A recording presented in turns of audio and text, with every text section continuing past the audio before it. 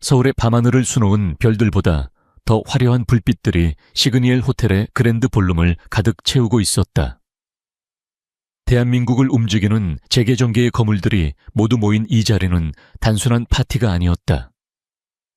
그것은 보이지 않는 전쟁터였고 미소와 악수 뒤에는 날카로운 칼날들이 숨겨져 있었다. 그 전쟁터의 가장 높은 곳에 군림하는 자 진성그룹의 강태무 회장은 샴페인 잔을 든 채 무심한 표정으로 홀안을 둘러보고 있었다. 22살에 그룹 경영에 뛰어들어 10년 만에 진성을 대한민국 재계서열 5위권에 올려놓은 남자. 그의 주변에는 늘 사람들이 끌었지만 그 누구도 감히 그의 얼음장 같은 아우라를 뚫고 섣불리 다가서지 못했다. 회장님 대한물산의 박 전무가 인사를 청합니다. 김 비서가 귓가에 속삭이자 태무는 미간을 살짝 찌푸렸다. 그는 고개만 까딱하는 것으로 대답을 대신했다. 아첨과 탐욕으로 번들거리는 얼굴들은 그에게 어떤 감흥도 주지 못했다. 특히나 값비싼 드레스와 보석으로 치장하고 어떻게든 그의 눈에 띄어보려는 여자들의 행렬은 경멸의 대상일 뿐이었다. 어머니의 배신과 그로 인한 아버지의 몰락을 겪은 후 태무에게 사랑이라는 단어는 존재하지 않았다. 여자란 그저 자신의 부와 지위를 탐하는 존재, 그 이상도 이하도 아니었다. 그때였다. 홀의 한쪽 구석 화려한 군중과 어울리지 않는 한 여자가 그의 시야에 들어왔다. 그녀는 다른 여자들처럼 화려한 드레스나 번쩍이는 보석으로 치장하지 않았다. 단정하게 묶은 머리 몸의 곡선을 부드럽게 드러내는 심플한 네이비색 원피스. 그녀는 마치 이 공간에 실수로 들어온 사람처럼 겉돌고 있었지만 그 모습이 오히려 기묘하게 눈길을 끌었다. 그녀는 주변의 소음이나 화려함에는 전혀 관심이 없는 듯 그저 조용히 서서 사람들을 관찰하고 있었다. 마치 의사가 환자를 진찰하듯 흥미롭다는 듯한 눈빛으로 그녀는 서울세진대학병원 심장흉부외과 의사 한유진이었다. 은사인 김상철 교수를 따라 마지못해 참석한 자리였다. 유진에게 이런 사교계 파티는 숨막히는 공간일 뿐이었다. 진실 없는 웃음과 가식적인 대화들. 차라리 응급실에서 밤을 새우는 편이 훨씬 마음 편했다. 유진아, 너무 굳어있지 말고. 저기 진성그룹 강 회장도 와 있구나. 저런 사람과 안면이라도 터두면 나중에 병원에 큰 도움이 될 거다. 김 교수의 말에 유진은 희미하게 웃으며 고개를 저었다. 교수님, 전 그런 거 잘 못해요. 그리고 제 도움이 필요한 건 저런 분들이 아니라 수술대 위에 있는 환자들이겠죠. 그녀의 단호한 대답에 김 교수는 헛기침을 하며 더 이상 말을 잇지 못했다. 유진은 다시 홀 안으로 시선을 돌렸다. 그리고 우연히 홀의 반대편에서 자신을 쳐다보고 있는 강태무와 눈이 마주쳤다. 얼음처럼 차가운 눈빛.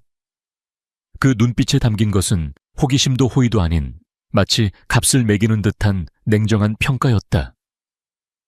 유진은 기분이 나빠져 먼저 시선을 돌려버렸다. 재수 없는 남자라고 생각하며 바로 그 순간 파티의 주인공이자 재계의 원로인 성웅으룹 김명희 회장이 갑자기 가슴을 부여잡고 쓰러졌다. 억 하는 짧은 비명과 함께 그의 육중한 몸이 바닥으로 무너졌다. 순식간에 홀은 아수라장이 되었다. 사람들의 비명 놀라서 뒷걸음질 치는 소리, 수근거리는 소리들이 뒤섞여 끔찍한 불협화음을 만들어냈다. 모두가 당황해서 어쩔 줄 몰라 할 때 가장 먼저 움직인 것은 강태무였다. 그의 얼굴은 여전히 감정의 변화가 없었지만 행동은 번개처럼 빨랐다. 김 비서 119에 신고해 다들 길을 비켜 그의 서늘한 목소리가 혼란스러운 군중을 압도했다. 김명애 회장은 과거 태무가 경영 일선에서 힘들어할 때 유일하게 손을 내밀어준 은인이었다. 그의 내면에서는 불안의 폭풍이 휘몰아치고 있었다. 태무가 쓰러진 김 회장에게 다가갔을 때 또 다른 그림자가 그보다 먼저 도착했다. 제가 의사입니다. 길을 비셔주세요. 그 목소리는 놀라울 정도로 차분하고 단단했다. 한유진이었다. 그녀는 조금의 망설임도 없이 김 회장 앞에 무릎을 꿇었다. 주변의 소란이나 사람들의 시선은 그녀의 세계에 존재하지 않는 듯하였다. 그녀는 재빨리 김 회장의 맥박과 호흡을 확인했다. 심정지입니다. CPR 시작합니다. 그녀는 원피스의 불편함도 잊은 채 김 회장의 흉골을 정확한 위치에서 강하고 빠르게 압박하기 시작했다. 하나, 둘, 셋, 넷. 그녀의 이마에 땀방울이 맺혔지만 눈빛은 흔들림이 없었다. 태무는 그 자리에 얼어붙은 듯 서서 그녀를 지켜보았다. 자신의 권위 앞에서 얼어붙거나 아첨하기 바빴던 사람들만 보아온 그였다. 하지만 저 여자는 자신을 쳐다보지도 않았다. 그녀의 세상은 오직 바닥에 쓰러진 환자와 그를 살리기 위한 자신의 두 손뿐이었다. 그는 보았다. 환자의 생명을 향한 그녀의 순수한 집중력, 혼란 속에서도 길을 잃지 않는 침착함. 그녀의 입에서 나오는 지시들은 짧고 명료했다. 거기 누구 호텔 로비에 있는 자동 제세동기 AED 좀 가져다 주세요. 빨리요. 불안감에 휩싸인 태무가 자기도 모르게 날카롭게 물었다. 상태가 어떻습니까? 당신 제대로 하고 있는 거 맞아? 유진은 흉부 압박을 멈추지 않은 채 고개도 돌리지 않고 차갑게 대꾸했다. 지금은 골든타임입니다. 회장님을 살리고 싶으시면 조용히 하고 비켜주십시오. 그 순간 태무의 세상이 멈췄다. 그 누구도 단 한 번도 강태무에게 그런 식으로 말한 적이 없었다. 그것은 오만에서 비롯된 무례함이 아니었다. 한 생명을 구하기 위한 절대적인 전문가의 권위였다. 그는 마치 망치로 머리를 한 대 맞은 듯한 충격에 휩싸여 입을 다물었다. 그는 그저 아름다운 여자를 보고 있는 것이 아니었다. 그는 지금 자신의 전장에서 생명이라는 가장 치열한 전투를 치르고 있는 전사를 보고 있었다. 그의 차갑고 계산적인 세계에 그녀의 순수하고 확고한 헌신이 예리한 파편처럼 날아와 박혔다. 아름다운 얼굴 때문이 아니었다. 값비싼 보석보다 더 빛나는 나는 그녀의 정신, 그 강인함에 심장이 멋대로 뛰기 시작했다. 얼어붙었던 심장의 한 구석이 녹아내리는 이상하고 낯선 감각이었다. 곧이어 호텔 직원이 AED를 가져왔고 유진은 능숙하게 패드를 붙이고 기계를 작동시켰다. 모두 물러나세요. 전기 충격이 가해지고 김 회장의 몸이 크게 튀어올랐다. 유진은 즉시 다시 흉부 압박을 시작했다. 잠시 후 119 구급대원들이 도착했다. 유진은 구급대원들에게 환자의 상태와 자신이 취한 조치들을 빠르고 정확하게 인계했다. 이송 중에 심전도 모니터링 계속해 주시고 가장 가까운 대학병원 응급실로 연락. 그녀는 환자가 들것에 실려 나갈 때까지 자리를 뜨지 않았고 그들의 뒤를 따라 홀을 빠져나갔다. 마치 자신의 임무가 아직 끝나지 않았다는 듯이 소란이 휩쓸고 간 홀에는 정막만이 남았다. 파티는 완전히 망가졌지만 태무는 신경 쓰지 않았다. 그의 머릿속에는 오직 그녀의 차분한 얼굴과 단호한 목소리, 그리고 땀으로 젖은 그녀의 머리카락만이 반복해서 재생되고 있었다. 그는 자신의 옆에 서 있는 김 비서에게 평소와 달리 조용한 목소리로 지시했다. 방금 그 의사, 누군지 알아봐. 모든 걸 다. 예, 회장님. 김 비서는 회장의 변화를 감지했다. 늘 얼음장 같던 회장의 눈빛에 아주 희미하지만 분명한 온기가 서려 있었다. 그것은 단순한 호기심이 아니었다. 태무는 창가로 다가가 서울의 야경을 내려다보았다.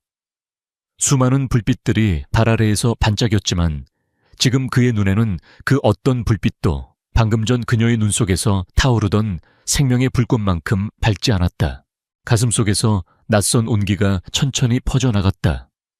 지난 10년간 단 한 번도 균열이 생긴 적 없던 그의 견고한 성벽에 오늘 밤 아주 작지만 선명한 금이 가기 시작했다. 다음 날 강태무는 자신의 펜트하우스 사무실에서 밤새 잠 못 이룬 얼굴로 서울의 아침을 맞이했다. 그의 책상 위에는 김 비서가 밤새 조사해서 올려놓은 서류 한 뭉치가 놓여 있었다. 한유진만 29세, 서울세진대학병원 심장흉부외과 임상조교수. 서류에는 그녀의 삶이 빼곡하게 적혀 있었다. 국내 최고의 의과대학 수석 졸업 최연소 전문의 자격 취득 저명한 국제 학술지에 논문 다수 게재. 그녀의 이력은 완벽 그 자체였다. 하지만 태무의 눈길을 사로잡은 것은 화려한 스펙이 아니었다. 서류의 마지막 장에 적힌 사적인 정보란이었다. 가족 부모님 지방 거주, 취미 없음, 특이상 거의 모든 시간을 병원에서 보내며 사적인 교류가 거의 없음. 태무는 희미한 미소를 지었다. 역시 그랬다. 그녀는 그가 지금껏 만나온 여자들과는 다른 종류의 인간이었다. 돈이나 명예가 아닌 오직 자신의 일에만 미쳐있는 사람. 그의 심장이 다시 한번 기묘한 소리를 내며 뛰었다. 그것은 도전 욕구와 비슷한 감정이었다. 난공불락의 성을 정복하고 싶은 기사처럼 그는 그녀의 세계에 들어가고 싶어졌다. 그리고 강태무는 언제나 그랬듯 자신이 가장 잘하는 방식으로 행동에 옮겼다. 김비서 서울세진대학병원 한유진 교수에게 보낼 꽃을 준비해 최고급으로, 그리고 내 명함과 함께 메시지를 첨부하도록 감사의 마음을 전합니다. 그의 지시는 언제나처럼 간결하고 명확했다. 하지만 그는 몰랐다. 자신이 쏘아 올린 성의의 화살이 얼마나 엉뚱한 방향으로 날아가 박힐지를. 그날 오후 서울세진대학병원 심장흉부외과 의국은 전례 없는 소란에 휩싸였다. 한유진의 책상 주변으로 그녀의 키만한 거대한 꽃바구니가 배달되었기 때문이었다. 순백의 카라와 고고한 호접란으로 꾸며진 어지간한 병원비보다 비싸 보일 법한 꽃이었다. 동료 의사들과 간호사들이 웅성거리며 구경하는 동안 유진은 딱딱하게 굳은 얼굴로 그것을 바라보았다. 세상에 유진 선생, 남자친구 있었어. 이거 혹시 진성그룹 회장이 보낸 거 아니야? 어제 파티에서 일 때문에. 유진은 모두의 호기심 어린 시선을 받으며 꽃바구니에 꽂힌 명함을 확인했다. 진성그룹 회장 강태무. 그녀는 차갑게 명함을 구겨 쓰레기통에 던져버렸다. 그리고는 지나가던 간호사를 불러 세웠다. 이거 병동에 있는 환자분들, 병실에 하나씩 나눠주세요. 여기 두면 자리만 차지하고 꽃가루 알레르기 있는 사람에게는 민폐니까요. 그녀의 단호한 처사에 의국 안의 모든 소음이 멎었다. 유진은 아무 일도 없었다는 듯 다시 자신의 컴퓨터 모니터로 시선을 돌렸다. 그녀에게 그 거대한 꽃바구니는 감사의 표시가 아니라 나는 이만큼의 돈을 쓸 수 있는 사람이다라고 과시하는 오만한 행위로밖에 보이지 않았다. 강태무의 첫 번째 공격은 그렇게 허무하게 무력화되었다. 하지만 강태무는 포기하는 법을 배우지 못한 남자였다. 김비서로부터 꽃이 공중분해되었다는 보고를 받은 그는 오히려 흥미롭다는 표정을 지었다. 물질 공세가 통하지 않는다 이건가? 그는 다음 카드를 꺼내 들었다. 이번에는 더 크고 더 거부할 수 없는 카드였다. 다음날 김비서가 직접 유진의 작은 의국 사무실을 찾아왔다. 정중하지만 서늘한 기운을 풍기는 그는 유진에게 두꺼운 서류 봉투를 내밀었다.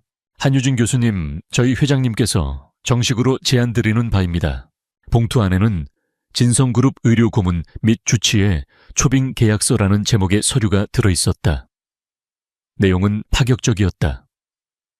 강남 최고급 오피스텔에 위치한 개인 클리닉 제공 무제한의 연구비 지원, 그리고 현재 그녀가 받는 연봉의 10배에 달하는 금액.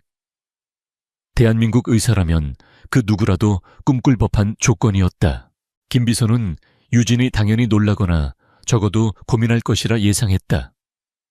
하지만 유진은 계약서를 훑어보는 둥 마는 둥 하더니 그대로 봉투에 다시 집어넣어 그에게 돌려주었다.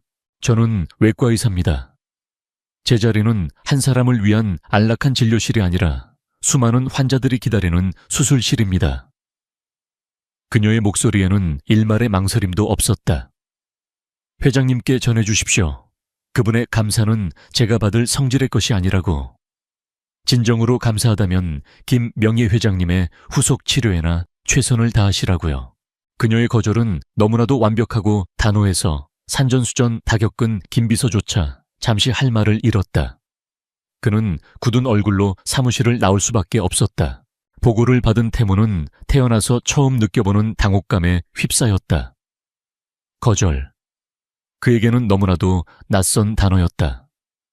그의 돈과 권력이 처음으로 아무런 힘을 발휘하지 못했다. 하지만 이상하게도 좌절감과 함께 그의 안에서는 더 큰 불길이 타오르기 시작했다. 대체 어떤 여자길래 그의 관심은 이제 집착에 가까워지고 있었다. 한편 강태무의 서투른 구의 소동과는 별개로 유진의 머릿속은 온통 김 명예회장의 일로 가득 차 있었다. 그는 현재 중환자실에서 안정을 되찾고 있었지만 유진의 마음속에는 찝찝한 의문이 가시지 않았다. 그날 파티에서 응급처치를 할 때 보았던 심전도 파형. 심정지 직전에 나타났던 아주 특이하고 기이한 부정맥 패턴이 눈앞에 어른거렸다. 그녀는 병원 데이터베이스에 접속해 김명희 회장의 차트를 다시 꼼꼼히 훑었다. 그리고 한 가지 사실을 발견했다. 그는 최근 대한제약에서 개발한 신약 카디아클리어를 복용하기 시작했다는 것. 카디아클리어는 현재 임상 3상 마지막 단계에 있는 약으로 기적의 심장약이라 불리며 언론의 주목을 한 몸에 받고 있었다. 그리고 대한제약의 회장은 강태무의 숙적인 박진혁이었다. 불길한 예감이 유진의 등골을 스치고 지나갔다.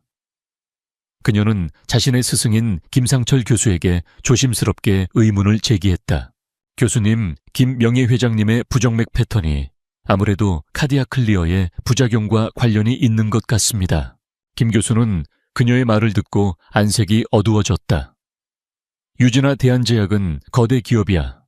확실한 증거도 없이 그들의 주력 신약에 대해 의문을 제기하는 건 의사로서 자살 행위나 다름없어. 조심해야 한다. 스승의 조언은 현실적이었지만 유진의 의심을 잠재우지는 못했다. 그녀의 의사로서의 양심이 경고등을 켜고 있었다. 그날 이후 유진은 아무도 모르게 조사를 시작했다. 그녀는 병원 데이터베이스에서 카디아클리어 임상시험에 참여했던 환자들의 기록을 열람하며 비슷 심전도 이상을 보인 사례가 있는지 찾기 시작했다. 그녀의 손가락이 키보드 위에서 바쁘게 움직였다. 그녀는 몰랐다. 자신의 그 작은 움직임이 거대한 아기의 레이더에 포착되고 있다는 사실을. 어둡고 현대적인 인테리어의 회장실. 대한제약의 박진혁 회장은 부하 직원으로부터 보고를 받고 있었다. 그 부하 직원은 세진병원의 행정 책임자 중 한 명으로 박진혁이 심어놓은 첩자였다. 세진병원의 한유진이라는 흉부외과 의사가 카디아클리어 임상 환자 데이터를 조회하고 있습니다. 보고를 듣는 박진혁의 눈이 차갑게 빛났다. 그는 카디아클리어에 치명적인 부작용이 있다는 것을 알고 있었다. 그리고 그 사실을 은폐하기 위해 막대한 돈과 노력을 쏟아부었다.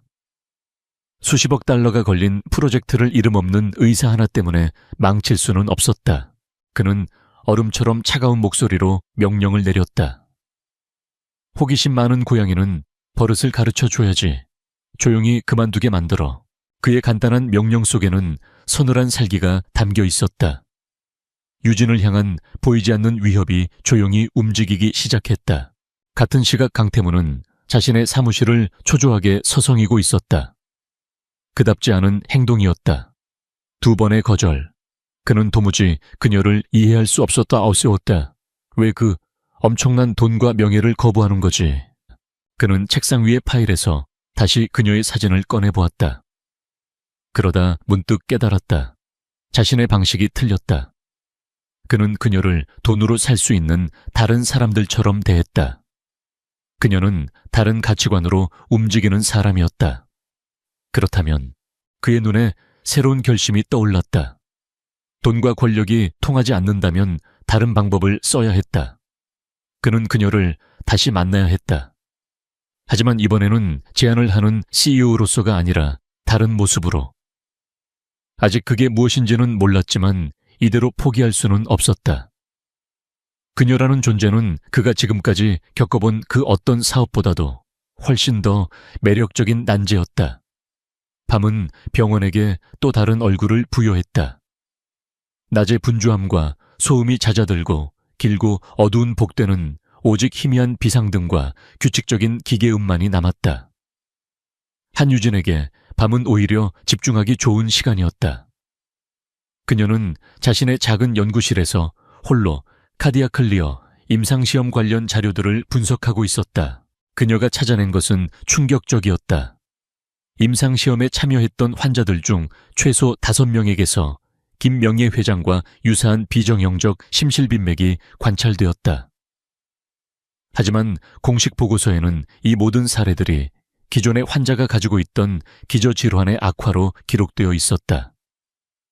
너무나도 일관되고 자규적인 기록. 이것은 단순한 우연이 아니었다. 명백한 데이터 조작의 흔적이었다. 이럴 수가. 유진은 마른 침을 삼켰다. 이것은 단순한 부작용 은폐가 아니었다. 수많은 환자들의 목숨을 담보로 한 거대한 사기극이었다. 그녀는 즉시 증거 자료들을 자신의 개인 USB에 복사했다. 내일 아침 이 사실을 언론과 학회에 알려야겠다고 결심했다. 그녀가 피곤한 몸을 이끌고 연구실을 나선 것은 자정이 훌쩍 넘은 시각이었다. 병원 주차장은 텅 비어 있었고 오직 그녀의 낡은 국산차만이 외롭게 서 있었다. 그녀는 채올라 시동을 걸었다. 그때였다. 갑자기 나타난 검은색 밴 한 대가 그녀의 차 앞을 가로막았다. 유진이 놀라 브레이크를 밟는 순간 밴에서 건장한 남자 2명이 내렸다. 그들은 검은색 모자를 깊게 눌러 쓰고 있었고 그들의 눈빛에서는 서늘한 위협이 느껴졌다. 심장이 철렁 내려앉았다. 유진은 본능적으로 차문을 잠갔다. 남자들은 말없이 다가와 차 유리를 거칠게 두드렸다. 내려. 좋은 말 할 때 낮고 위협적인 목소리였다. 유진은 공포에 질렸지만 필사적으로 침착함을 유지하려 애썼다. 그녀는 핸드폰을 들어 백지 B를 누르려 했다. 하지만 그 순간 한 남자가 둥이로 조수석 유리창을 내리쳤다. 쨍그랑 하는 굉음과 함께 유리 파편이 사방으로 튀었다. 핸드폰 내놔. 남자가 깨진 유리창 사이로 손을 뻗어 그녀의 핸드폰을 낚아챘다. 유진은 공포에 질려 비명을 질렀다. 이제 저항할 수단은 아무것도 없었다.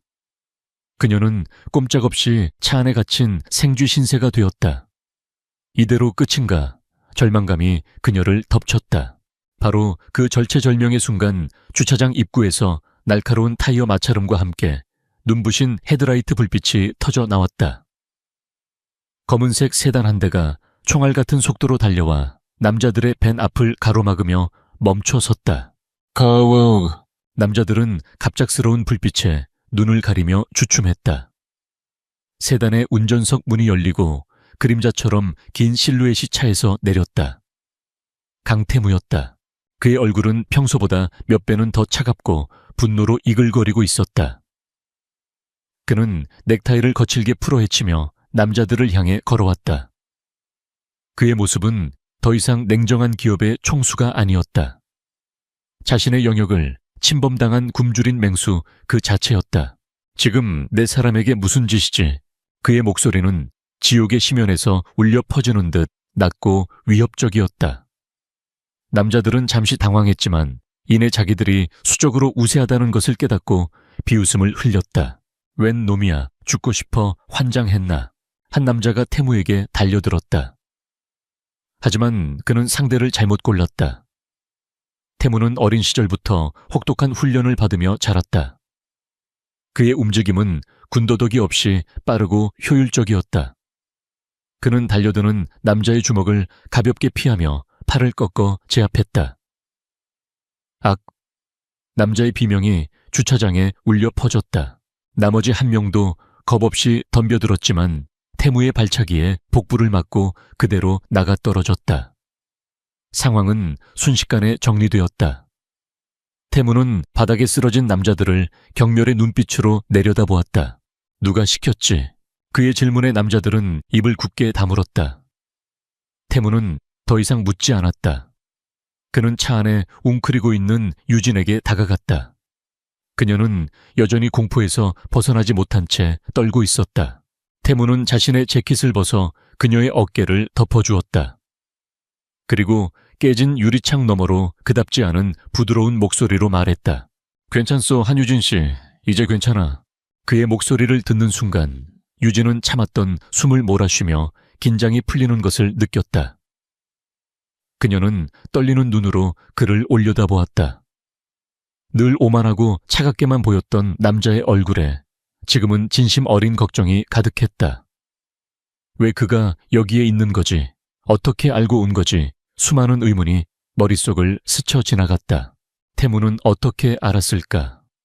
그는 2번의 거절을 당한 후 그녀를 포기하는 대신 다른 방법을 선택했다. 그는 그녀의 주변을 맴돌며 그녀를 이해하기로 했다. 그는 김 비서를 통해 그녀가 밤늦게까지 병원에 남아있다는 것을 알았고 혹시나 하는 마음에 병원 근처에서 그녀가 나오기를 기다리고 있었다. 그것은 스토킹이 아니었다. 그저 멀리서라도 그녀를 보고 싶다는 그 자신도 설명할 수 없는 충동 때문이었다. 그리고 그 충동이 오늘 밤 그녀를 구했다. 곧이어 태무의 연락을 받은 김 비서와 경호팀이 도착해 상황을 수습했다. 남자들은 경찰에 넘겨졌고 태무는 유진을 자신의 차에 태웠다. 차 안에는 어색한 침묵이 흘렀다. 유진은 여전히 충격에서 벗어나지 못했고 태무는 무슨 말을 해야 할지 몰랐다. 그는 잠시 망설이다가 입을 열었다. 무슨 일이요? 저들은 누구요? 유진은 잠시 망설였다. 이 남자에게 모든 것을 말해도 될까 하지만 방금 전 자신을 구해준 그의 모습을 떠올리자 그녀는 자신도 모르게 입을 열었다. 그녀는 카디아 클리어의 임상 데이터 조작 사실과 자신의 의심에 대해 모두 털어놓았다. 이야기를 듣는 내내 태무의 표정은 점점 더 굳어졌다. 모든 조각이 맞춰졌다. 대한제약 박진혁, 자신의 오랜 숙적이 벌인 짓이었다. 그리고 그 불똥이 아무 상관도 없는 이 여자에게 튄 것이다. 분노가 치밀어 올랐다. 박진혁에 대한 분노 그리고 그녀를 위험에 빠뜨렸다는 사실에 대한 자신을 향한 분노였다. 박진혁. 태무가 나직이 그 이름을 읊조렸다. 그는 유진을 그녀의 집 앞까지 바래다 주었다. 차에서 내리기 전 태무가 그녀를 붙잡았다. 한유진 씨, 이건 더 이상 당신 혼자만의 문제가 아니오. 박진혁은 내가 상대해야 할 적수야. 당신이 가진 증거 내게 주시오. 내가 당신을 지켜주겠소. 그의 제안은 더 이상 돈과 권력을 앞선 오만한 제안이 아니었다. 그것은 위험을 공유하고 함께 싸우겠다는 한 남자의 진지한 약속이었다. 유진은 그의 눈을 바라보았다. 그 깊고 어두운 눈 속에서 그녀는 처음으로 신뢰라는 감정을 읽었다. 그녀는 고개를 끄덕였다. 그날 밤 유진은 처음으로 강태무라는 남자를 다시 보게 되었다. 그는 단지 돈 많은 재벌 2세가 아니었다. 그는 위험 속으로 기꺼이 뛰어들어 자신을 구해준 사람이었고 이제는 거대한 적에 맞서 함께 싸우자고 손을 내미는 사람이었다. 그녀의 마음속에 있던 그에 대한 반감의 벽이 조금씩 허물어지기 시작했다. 다음 날 아침 한유진은 낯선 천장을 보며 눈을 떴다. 지난밤의 공포와 강태무의 등장은 마치 한 편의 비현실적인 영화 같았다. 그녀가 있던 곳은 병원 당직실이 아닌 서울의 스카이라인이 한눈에 내려다 보이는 강태무의 펜트하우스 객실이었다. 어젯밤 태무는 그녀가 혼자 있는 것은 위험하다며 강권하다시피 그녀를 이곳으로 데려왔다. 유진이 거실로 나가자 태무는 이미 일어나 회의용 테이블에 앉아 있었다.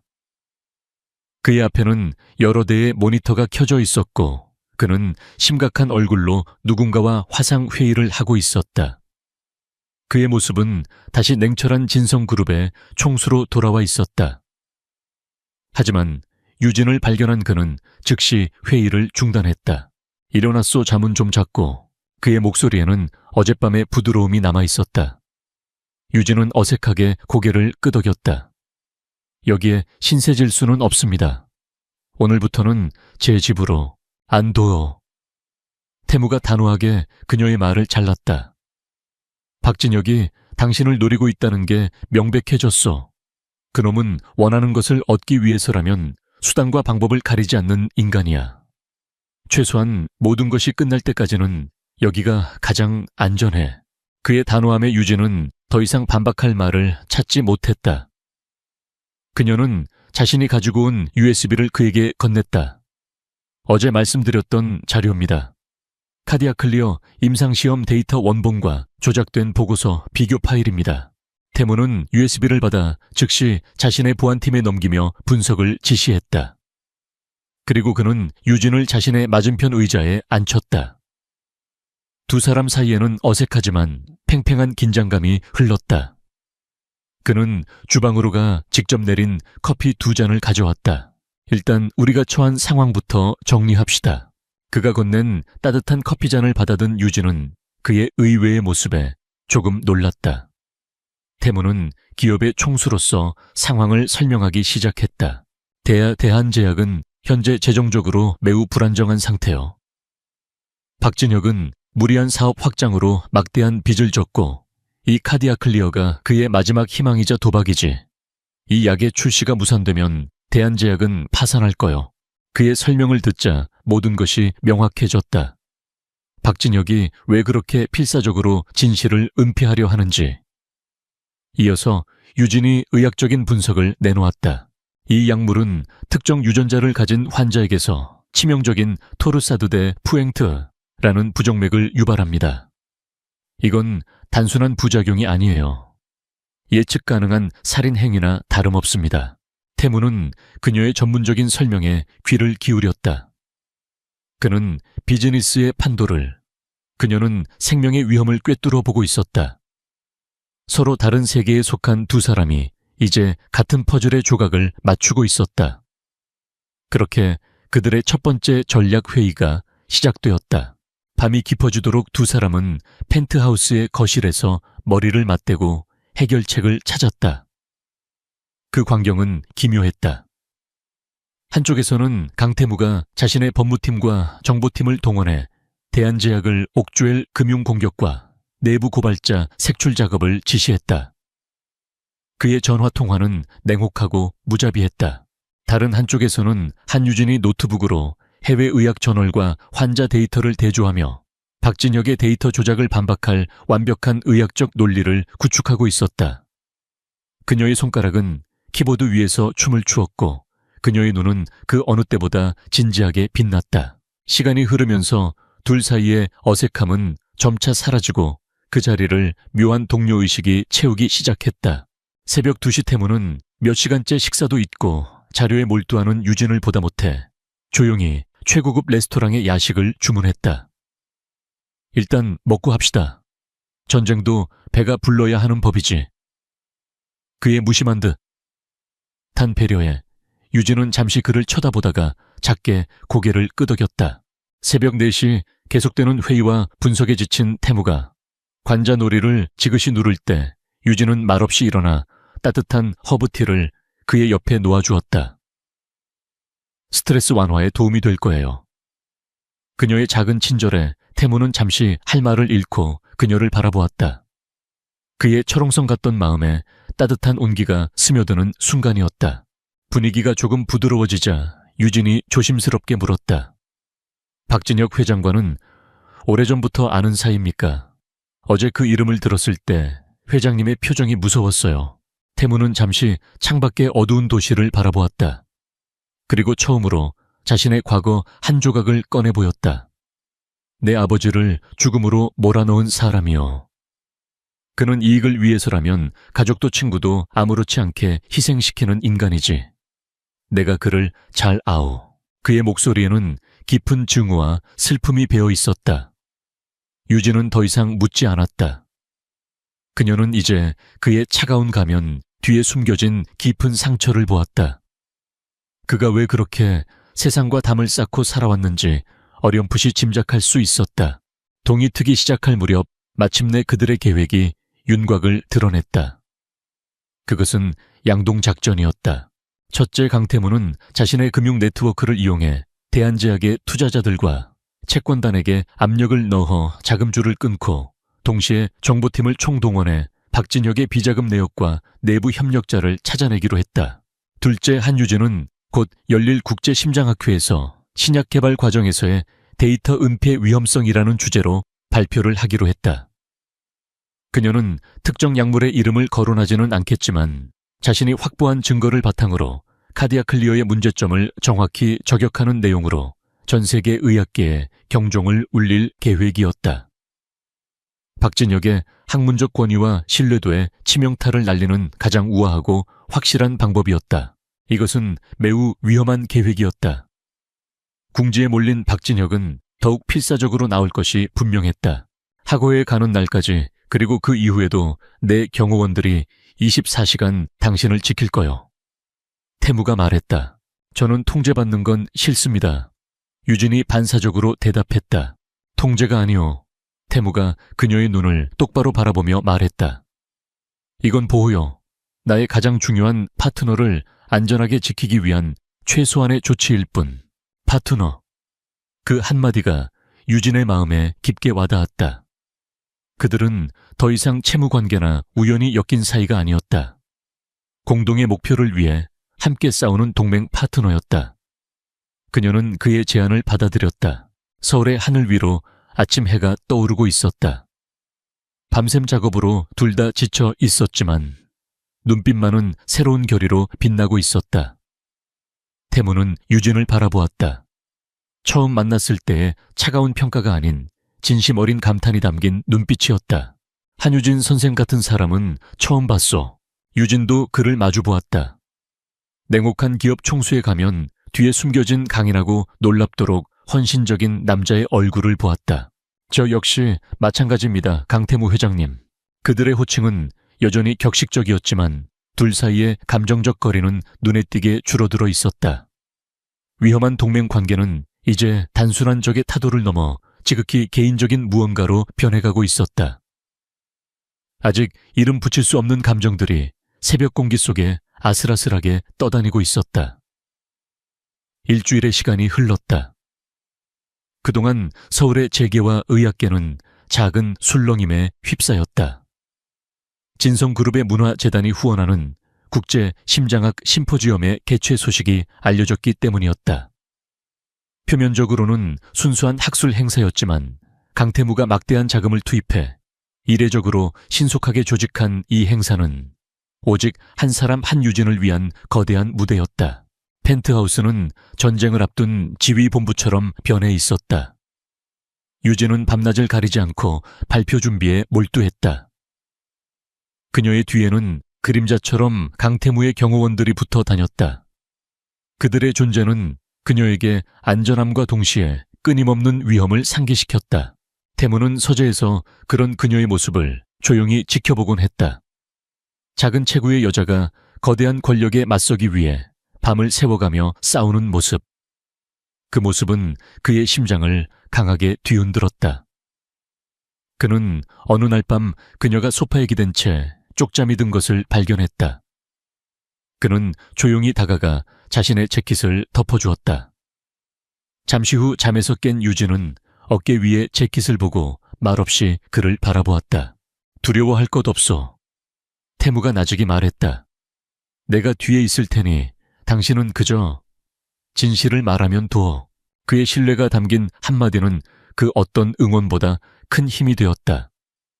유진은 다시 힘을 내 노트북을 열었다. 한편 그들의 움직임은 즉시 박진혁의 귀에 들어갔다. 자신의 사무실에서 심포지엄의 연사 명단을 확인하던 박진혁의 얼굴이 흉악하게 일그러졌다. 한유진, 그리고 그녀의 발표 주제, 신약 임상시험 과정에서 발견되는 비정형 심장독성 위험성 고찰. 교묘하게 학술적인 단어로 포장되어 있었지만 박진혁은 그것이 자신의 카디아 클리어를 겨냥한 칼날임을 직감했다. 강태무, 이 자식이. 그는 분노의 차손에 잡히는 것을 벽에 집어 던졌다. 강태무의 정보팀이 퍼뜨린 악성 루머 때문에 투자자들은 동요하고 있었고 은행들은 대출금 상환을 압박해오기 시작했다. 그물은 점점 좁혀지고 있었다. 궁지에 몰린 그는 더욱더 비열한 수를 쓰기로 결심했다. 그는 의학계에 심어놓은 자신의 인맥들, 부패한 의사 몇몇에게 전화를 걸었다. 심포지엄의 질의응답 시간에 한유진을 공신력 없는 젊은 의사로 몰아가며 인신공격을 하도록 지시했다. 그리고 그는 자신의 하수인에게 더욱더 섬뜩한 명령을 내렸다. 어떤 방법을 써도 좋다. 그 여자가 내일 그 연단에 서지 못하게 만들어. 위협은 이제 단순한 경고를 넘어 물리적인 제거 시도로 바뀌고 있었다. 심포지엄을 하루 앞둔 날이었다. 유진은 마지막 자문을 위해 태무의 경호원들과 함께 병원으로 향하고 있었다. 차가 강변북로에 접어들었을 때였다. 거대한 덤프트럭 한 대가 중앙선을 넘어 그들이 탄 세단을 향해 미친 듯이 돌진해왔다. 모든 것이 슬로우 모션처럼 보였다.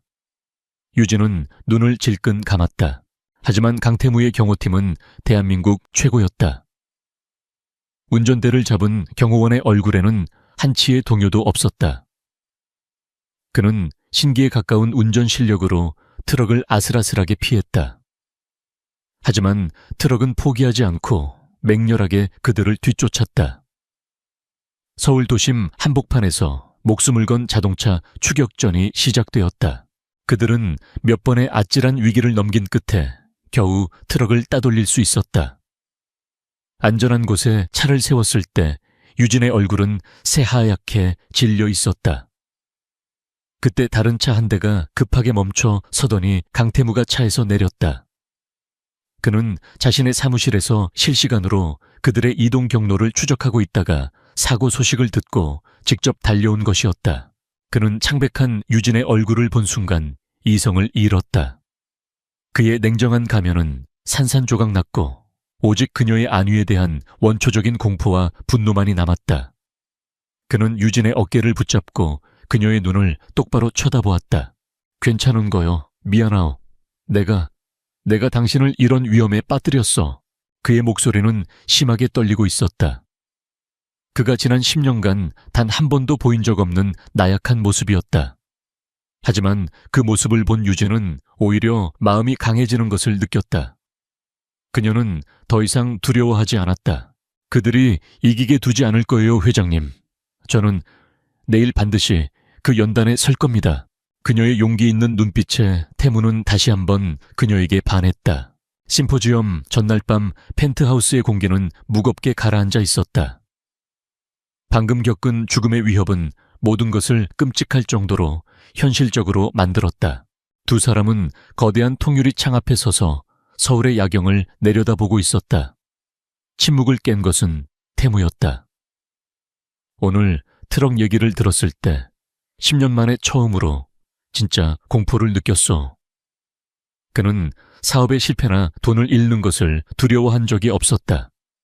하지만 그녀를 잃을지도 모른다는 생각은 그의 심장을 얼어붙게 만들었다. 그의 솔직한 고백.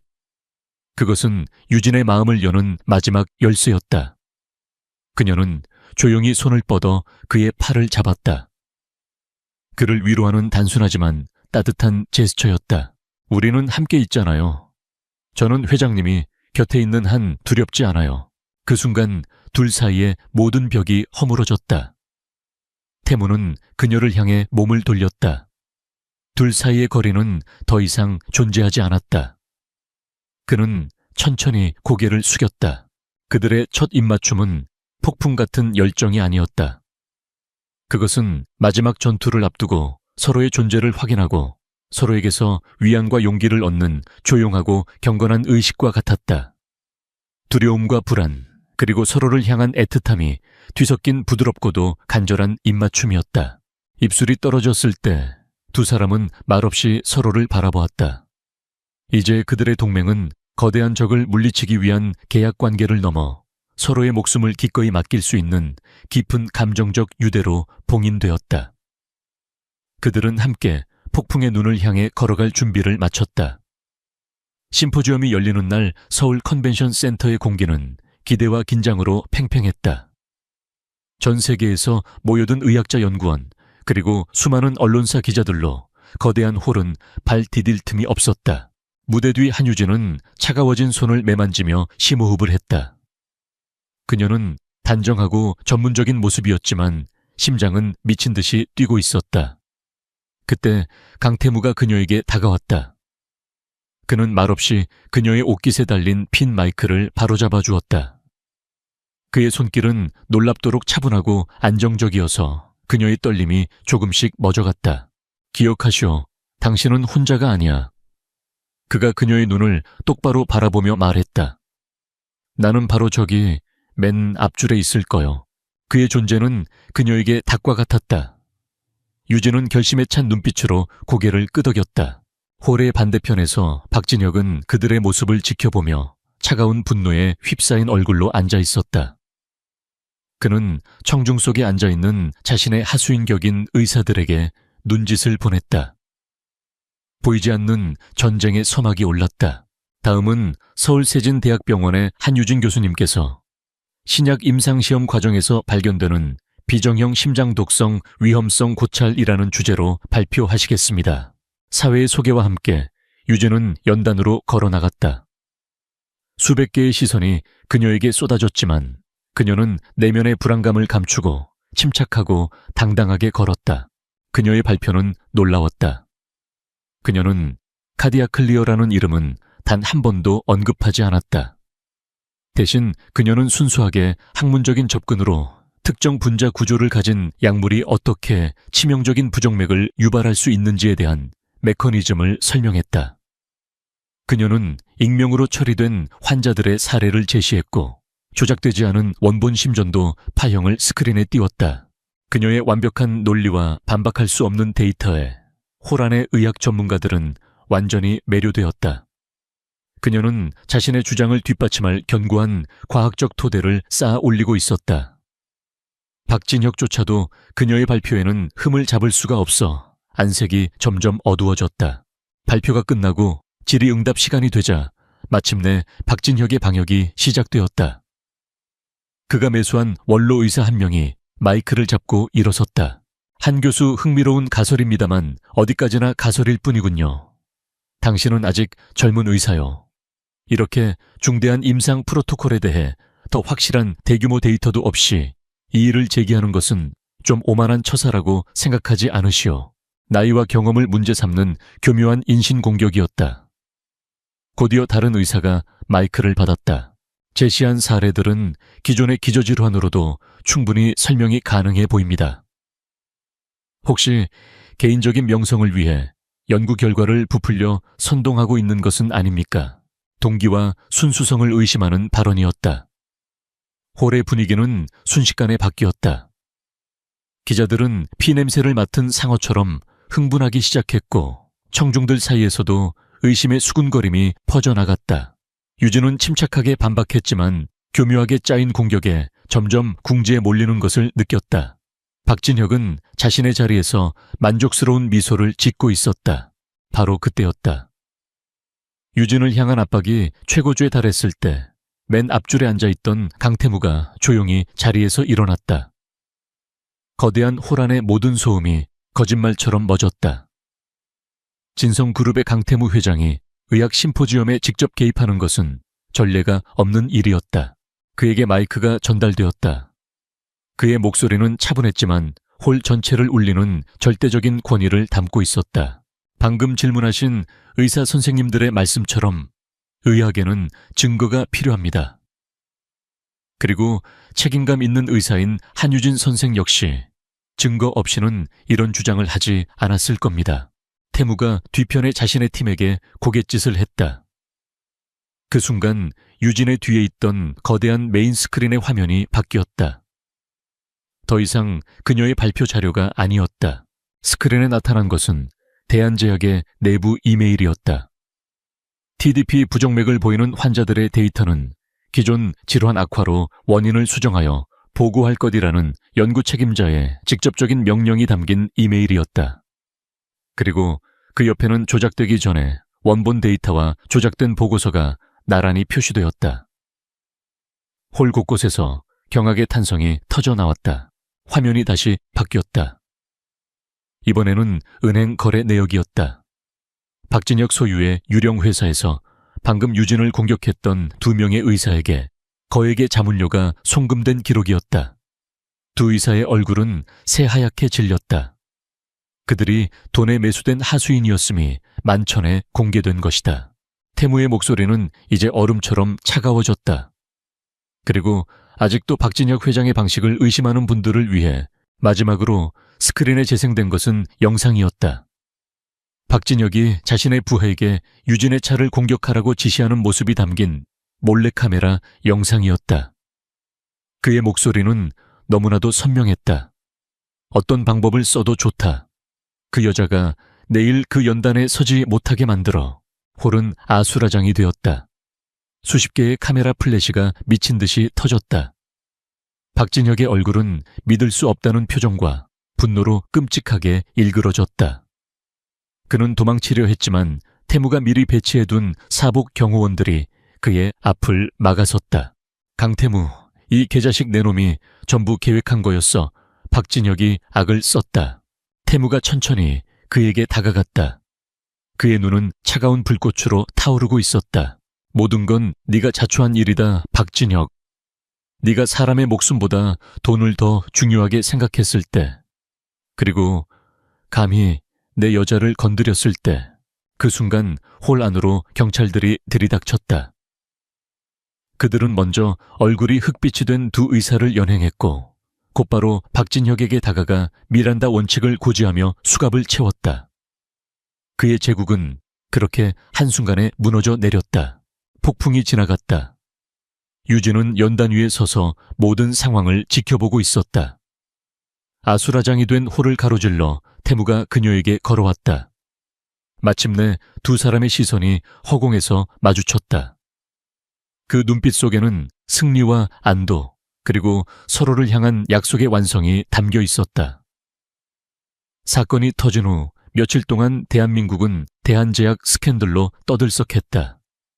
박진혁과 그의 공범들은 구속 수사를 받았고 그들의 범죄 행각은 연일 언론에 대서특필되었다. 카디아 클리어는 즉시 판매 및 임상이 중단되었고 대한제약은 결국 파산 절차를 밟게 되었다. 정의는 실현되었고 진실은 승리했다. 한유진은 일약 스타가 되었다. 거대 제약사의 비리를 밝혀낸 용감하고 양심적인 의사. 수많은 언론사에서 인터뷰 요청이 쇄도했지만 그녀는 모든 것을 거절하고 조용히 자신의 자리인 병원으로 돌아갔다. 그녀가 원했던 것은 명성이 아니었다. 그저 환자들의 곁을 지키는 의사로서의 평범한 일상이었다. 동료들은 이제 그녀를 존경과 경외의 눈빛으로 바라보았고 그녀의 입지는 병원 내에서 그 누구도 무시할 수 없을 만큼 확고해졌다. 모든 폭풍이 지나간 어느 저녁 강태무는 그녀를 찾아 병원으로 왔다. 그는 더 이상 경호원들을 대동하지 않았다. 그는 병원 옥상 정원에서 조용히 야경을 보고 있는 유진의 곁으로 다가갔다. 이제 좀 평화가 찾아온 것 같군요. 유진이 먼저 입을 열었다. 당신 덕분이요. 태무가 그녀의 옆에 나란히 서며 말했다. 당신이 아니었다면 나는 여전히 과거의 복수심에 갇혀 어둠 속을 헤매고 있었을 거요. 그는 박진혁이 법의 심판을 받는 것을 보면서 오랫동안 자신을 짓눌러 왔던 아버지에 대한 복수심이 눈 녹듯 사라지는 것을 느꼈다. 진정한 승리는 복수가 아니라 진실을 지키고 소중한 것을 얻는 데 있다는 것을 깨달았다. 그리고 그의 가장 소중한 것은 바로 옆에 있는 이 여자였다. 회장님이야말로 저를 지켜주셨잖아요. 유진이 그를 바라보며 미소 지었다. 회장님이 아니었다면 저는 아마 지금 이 세상에 없었을지도 몰라요. 두 사람 사이에는 편안하고 따뜻한 침묵이 흘렀다. 더 이상 위험도 불안도 없었다. 오직 서로를 향한 깊은 신뢰와 애정만이 존재했다. 태무가 조심스럽게 그녀의 손을 잡았다. 그의 손은 따뜻하고 단단했다. 한유진 씨, 내가 지난 10년간 단 한 번도 해본 적 없는 말을 하려고 하오. 그는 잠시 숨을 골랐다. 대한민국을 호령하는 냉철한 기업 총수의 모습은 온데간데 없었다. 오직 한 여자 앞에서 자신의 진심을 고백하는 서툴고 긴장한 한 남자의 모습만이 있었다. 나는 당신을 사랑하오. 처음 응급실에서 당신을 본 순간부터 당신의 강인함과 순수함에 내 얼어붙었던 심장이 녹아내렸소. 당신은 나의 세상을 바꾸었고 나를 구원했소. 그러니 부디 내 곁에 있어 주시오. 이제는 위험한 파트너가 아니라 내 인생의 유일한 파트너로서. 그의 진심 어린 고백에 유진의 눈시울이 붉어졌다. 그녀는 그가 어떤 삶을 살아왔는지, 그의 차가운 가면 뒤에 얼마나 깊은 외로움이 있었는지 알고 있었다. 그리고 자신 또한 어느새 그를 깊이 사랑하게 되었음을 깨달았다. 그녀는 대답 대신 까치발을 들어 그의 입술에 부드럽게 입을 맞추었다. 그것은 세상에서 가장 따뜻하고 완벽한 대답이었다. 몇 달 후 서울 근교의 한적한 곳에 위치한 작은 집 정원에서 조촐한 파티가 열렸다. 그 집은 강태무가 유진을 위해 마련한 새로운 보금자리였다. 파티에는 김비서와 병원의 몇몇 동료들, 그리고 태무가 과거에 은혜를 입었던 김명애 회장도 건강을 되찾고 참석했다. 태무는 더 이상 얼음장 같은 표정을 짓지 않았다. 그는 유진의 옆에서 부드러운 미소를 지으며 손님들을 맞이했다. 사람들은 그의 변화에 놀라면서도 진심으로 그들의 행복을 축복해 주었다. 유진은 여전히 병원에서 외과의사로 일하고 있었다. 태무는 그녀의 일을 존중했고 그녀가 자신의 세계를 지킬 수 있도록 든든한 버팀목이 되어주었다. 그는 더 이상 여자를 자신의 소유물이나 사업적 대상으로 보지 않았다. 그는 사랑하는 법을 배웠고 한 사람의 세계를 존중하는 법을 배웠다. 파티가 끝나고 두 사람은 정원에 남아 밤하늘의 별을 바라보았다. 유진이 그의 어깨에 기댔다. 태무 씨, 그거 알아요. 그녀가 나직이 속삭였다. 사람들은 당신을 모든 여자를 거부하는 냉혈한 총재라고 불렀대요. 태무는 피식 웃으며 그녀를 자신의 품에 더 가까이 끌어안았다. 그건 사실이요. 나는 세상 모든 여자를 거부했지. 내 심장을 훔쳐갈 단 한 사람을 만나기 전까지는. 그의 목소리는 더없이 다정하고 따뜻했다. 얼음 심장을 가진 남자는 이제 없었다. 그의 심장은 오직 한 사람 한유진을 위해서만 뜨겁게 뛰고 있었다. 두 사람의 그림자가 달빛 아래에서 하나로 합쳐졌다. 차가운 총재가 아름다운 의사를 만나 사랑에 빠진 이야기는 그렇게 영원한 행복 속에서 새로운 장을 열었다.